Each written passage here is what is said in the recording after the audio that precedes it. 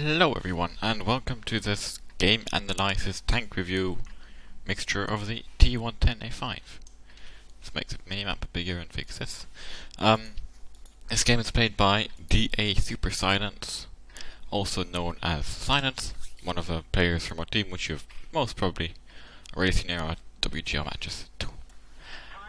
Let's talk a bit about the tank. Oh, first of all, obviously this matchmaking is insane, as you can see, only 1 through 10 per team and stuff like that, which is probably, part of the reason that he has such an epic game, as you will see coming up. But that does not mean that this is not some pretty epic play, and we're gonna have a look at that. Anyway, the T110E5 was for a very, very long time kind of this average tier 10 heavy, which wasn't great, wasn't bad. It was like very mediocre everywhere. It didn't have the armor of a heavy, it didn't have the speed of a medium, but it had kind of the gun of a medium, and it kind of had more armor than a medium, and it was faster than most heavies, but not as fast as a medium. And it had the HP of like somewhere in between, with its 2200 being, I think, third lowest of all tier 10 heavies. I don't know right now what the HP of 50B is, but it's definitely I7 and maybe 50B are the only heavies with less HP at tier 10. So it really was in this kind of mixed position. And then patch number 9 point, I don't know what happened, and suddenly the cupola got like from penetrable by tier 8 mediums to penetrable by tier 10 gold.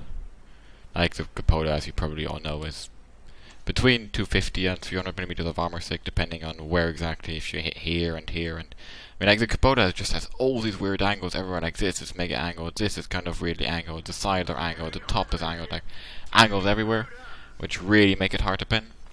And the lower plate also got a huge buff from pretty much being penetrable by tier 8 mediums to still being penetrable by tier 10 normal ammo, but not everywhere, not at every angle. It's really weird, to be honest.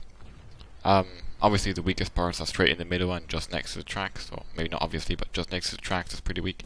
But that's obviously a pretty small area, and it makes this tank so much better in a lot of situations. Now the armor obviously still isn't impenetrable. You can side skip. It's one of those, well, actually, like basically every tier 10 heavy, it can side skip, but it doesn't excel at it. Very nice shot there into the Louvre. Where the 215B has a weak spot under the turret, whereas the E100 and Mouse have the weak spot of the turret, whereas the I7 or IS4 have the weak spot of the more or less piked nose, or the 113 of the just exceedingly weak side armor. The E5 is kind of like in between. It's got the weak spot of the cupola on the turret, even though it's not that weak, it's still a penetrable position. The sides are strong enough to side scrape, considering where the turret is positioned, but they're not unpenetrable either, so like sometimes your 10TDs when you're side scripting are just going to penetrate your side, or when you're side scripting at very close range, or short range. Your front track can be bent, and obviously, if you are showing parts of your lower plate, enemies can pen you next to the track, which makes, side scripting possible, but not OP. That's pretty much it. I guess we can talk a bit about the gun. T110E5 has basically the same gun as a 215B or T57 or 50B without the autoloader, having 400 alpha, 258 AP pen, if I'm not mistaken, which is like completely standard for tier 10 heavies, and 40 pen with heat, and average heavy gold ammo. And it has pretty nice reload. You can get it to just under 8 seconds if you're using Vent, Cola, Rammer, Brothers in Arms, all the good things. It's not exceedingly good DPM like you have on 215B, and it really makes the E5 like kind of a hybrid of everything, just like it was before the patch. It's not like it became super heavy now, since it still doesn't have the alpha of an E100, nor the massive DPM of maybe a 215B, nor the huge HP pool of an E100, a Mouse, an IS4, a 215B, or a Type 4 Heavy, nor the, really incredible armor bead on the turret, like the I7 or IS4, nor on the hull. But it's got armor everywhere. It's got the mobility to make it faster than, I guess, all other non-autoloading heavies, except the 113, good, I don't forget about that one. It's got enough HP to still be beefy, it's got enough armor to be beefy, and it's got enough DPM and alpha to be a pain in the ass. Now, while we're talking about the tank all along, Science managed to rack up 5 kills and a bunch of damage. And the game is still not won. There's 3 tanks left for the enemy team. He's down to 1200 HP. Now there's 3 tanks left on his team too. I think that's probably the first shot that doesn't pen for him in the entire game. Tracking the Skoda T50 there. And he decides to close the distance, gets a really nice shot into the turret. The Skoda only has 3 shells with 320 alpha, which makes for 960, I guess, clipping damage. So he doesn't actually have enough alpha to be able to, really nice dodging by the Skoda by the way, to clip Silence here. But he is able to pen 1 shot with gold, bounce a second, bounce a third.